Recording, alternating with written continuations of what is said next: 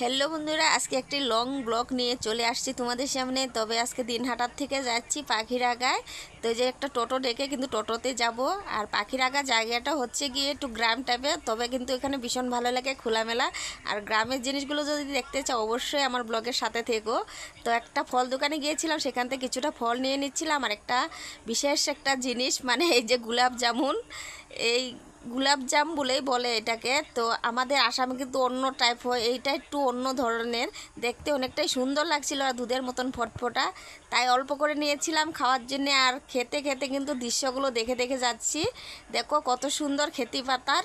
এই দেখতে দেখতে বাড়ি পৌঁছে গেলাম। এসে দেখলাম শীতলা মায়ের মন্দির। তো সেখানে একটু প্রণাম করে তারপরে দাদাদের মন্দিরটাকে তোমাদেরকে দেখে দিলাম। আর হচ্ছে গিয়ে তারপরের দিন সকালবেলা ঘুম থেকে উঠে গায়ের পরিবেশটা দেখার জন্য চলে যাচ্ছিলাম মাঠে। সেইখানে এসে দেখলাম অনেক ভুট্টা হয়েছে। তো ভুট্টা গাছগুলো মরে গিয়েছে, আর ধান খেতিটা তো সুন্দর হয়েছিল। আর এখানে ছিল একটা বিল, বিশাল বড় একটা বিল ছিল। তো সেইখানে আমার ভাসুরের ছেলে বলল, চলো কাকিমণি সেই বিলটাকে তোমাকে দেখিয়ে নিয়ে আসি।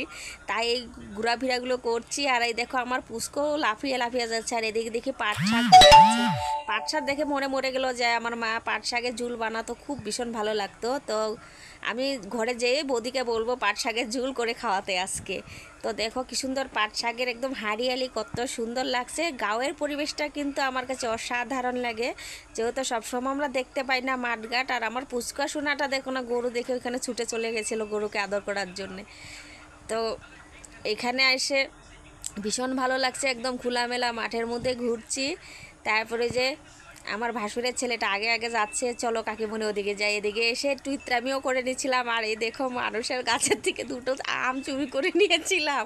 এদিক ওদিক তাকিয়ে আমি টুপুস করে ছিঁড়ে নিয়েছি। একদম ছোটোবেলার কথা সত্যি করে মনে পড়ে গেছিলো। এই স্মৃতিগুলো যে সারা জীবন না মনের মধ্যে থেকে যায়, যে ছোটোবেলায় কী কী করেছি। তো এইখানে বিশাল একটা বড় বাগান আছে, সেখানে ভালোই গাছগাছালি এগুলো আছে। তো এখানে আমি ভাবছিলাম কয়টা রিলস শ্যুট করবো, তবে আমি নাইটি পিন্ধে ঘুরতে কিন্তু সকালবেলা চলে গিয়েছিলাম, তার জন্য আর কোনো রিলস টিলস বানানো হয়নি। তো একটা ভিডিও একটা তৈরি করে নিচ্ছি, যে তোমাদেরকে যেন দেখাতে পারি জায়গাগুলো। আর আমার এখানে এসে তো ভালো লাগছিল, যেরকম কি আমি হাওয়াতে উড়বো সেরকমটাই মেচুস হচ্ছিলো। আর সত্যি কথা বলতে কি না, অনেক দিন পরে গ্রামে গিয়েছি, তো ভীষণ ভালো লাগছে, মানে কি বলবো তোমাদেরকে, বলে বোঝাতে পারিনি। তারপরে আম দুটো চুরি করে তো নিয়েই নিয়েছি, তারপরেও জানো কি করেছি আমি আরেকটা। প্রথমে চুরি করে নিয়ে আম দুটো রেখে সেই আমের মালিককেই বললাম আবারও আম পেড়ে দিতে। তারপর আবার বেশ কয়েকটা আম দিয়েছিল। তোমার দাদাভাই মানে ওনার পরিচিত, আগে পরে গিয়েছিল, তো দেখে জানাশোনা, তো তাই ওনাকে বললো যে আম কয়টা দাও। তারপরে ঘরে এসে দেখলাম একদম ভুট্টা একদম বস্তা ভর্তি করছে বৌদি। তো আমিও সাথে একটু ধরে দিচ্ছিলাম, যে বৌদি ঢালছিল আর আমি ধরে ধরে দিচ্ছিলাম। তো দেখো কতগুলো বস্তা হয়েছে ভুট্টা। তো গ্রামের বাড়ি বিশেষ এগুলোই মানে ভালো লাগে, যেরকম আমরা সবসময় দেখতে পাই না। এখানে এসে দেখলাম একদম লেবু ভর্তি হয়ে আছে দাদাদের গাছে, তাই একটা ছিঁড়ে নিয়েছি। আর একটু শুঙ্গে দেখলাম, ভীষণ মানে ফ্লেভারটা ভালো, মানে যেহেতু লোকেল। তো এখন যাই আম মাখা করে খাবো, আর ভাসুরের ছেলে আমটা মাখবে আজকে।